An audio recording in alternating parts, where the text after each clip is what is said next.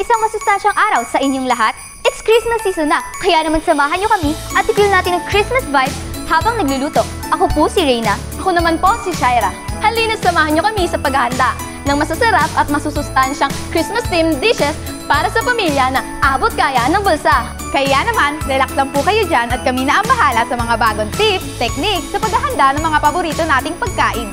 Ako po si Tamara. Ano nga ba ang mga natutunan natin sa Kusina Eskwela videos? Sa pagluluto, mahalaga ang meal planning. Dahil pag planado ang meals, pwede mong gawing mas healthy ang options ng family. Sa pamamalengke naman, kailangan bigyan ng sapat na oras. Kasi pag madalian ang pamimili, malaki ang chance na makabili ka ng hindi naman importante o di maganda ang quality. Kung makatipid habang nagluluto, gumamit ng kaserola o kawali na tama lang ang size para makuha ang tamang init sa lutuan. Sa ganitong paraan, mas makakatipid sa gas. Maraming tipid-tips yan para sa inyo. Tama, Reyna! Tiyak na makakatulong sa kanilang lahat. At syempre, hindi lang sila makakagawa ng masustansya at masarap na dishes, kundi laking tipid din sa budget. At yun naman ang importante, tipid pero di makakompromiso ang quality ng pagkain. Kaya naman, samahan nyo kami ngayong araw. Sabay-sabay tayong matuto at mag-enjoy. Dito lang yan sa All in Wonderful Days with Nestle!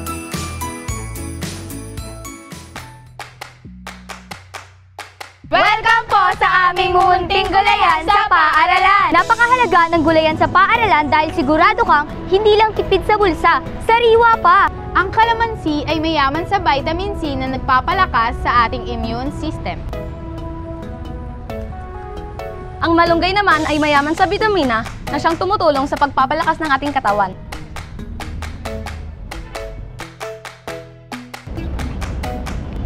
Kung may gulayan sa paaralan, meron din gulayan sa tahanan at pamayanan. Ready na ang lahat! Kaya naman, let's create magic dito sa aming kusina!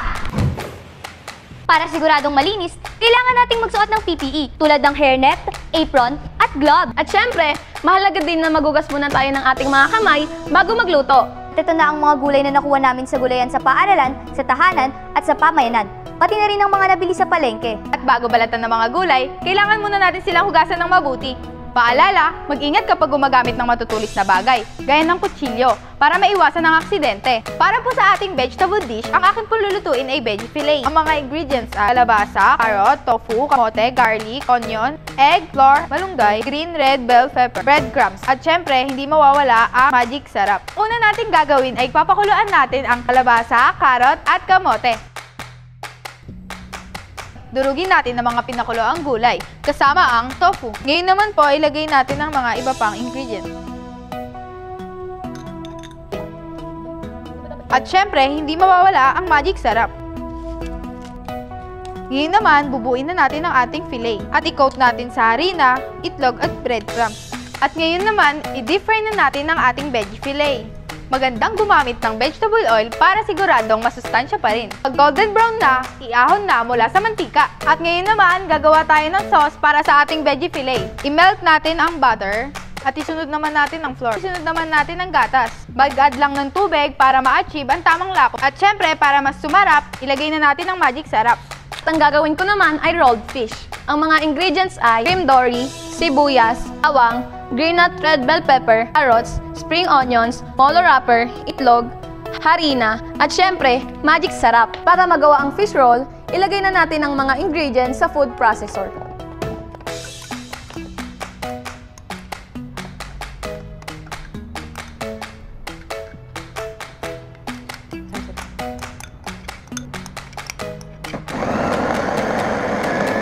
Ngayon naman, ilagay na natin sa molo wrapper. Ilagay na natin sa steamer at steam natin ng 20 minutes.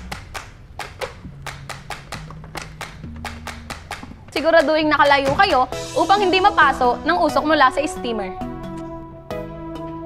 Ngayon naman ay gagawa tayo ng sauce para sa rolled fish. Soy sauce, dagdagan natin ng water at sugar.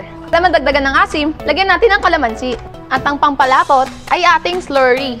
Okay na ang ating sauce para sa rolled fish. At ngayon naman, gagawa tayo ng malunggay fried rice. Una, ilalagay natin ng butter. At ang sunod ay garlic. At ilagay na natin ang rice. At upang mas maging masarap, ilagay na natin ang all-in-one magic sarap. Para mas maging masustansya, ilagay na natin ang malunggay. Ito po ang mga ingredients sa paggawa ng kalabasa and mango crepe. Meron po tayong water, flour, sugar, milk, and egg. Para naman po sa filling, meron tayong kalabasa, mango, and condensed milk. Unahin na po natin ang paggawa ng crepe. Paghalu-haluin lang po natin ang mga ingredients.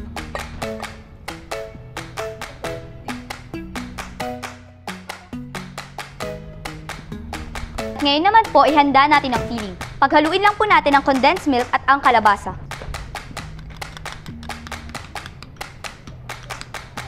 Ngayon naman, gumawa na tayo ng crepe.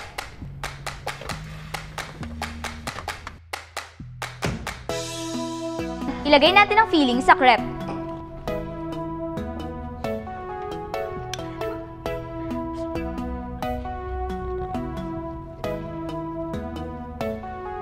Para po sa ating juice, gagawa po tayo ng cucumber and pandan juice.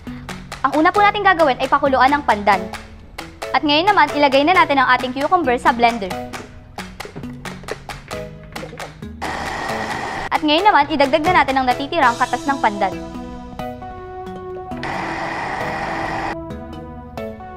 Plating time! I-arrange natin ang ating Christmas-themed dishes sa isang plate. Para Paskong-Pasko ang vibe, lagyan natin ng green and red bell pepper.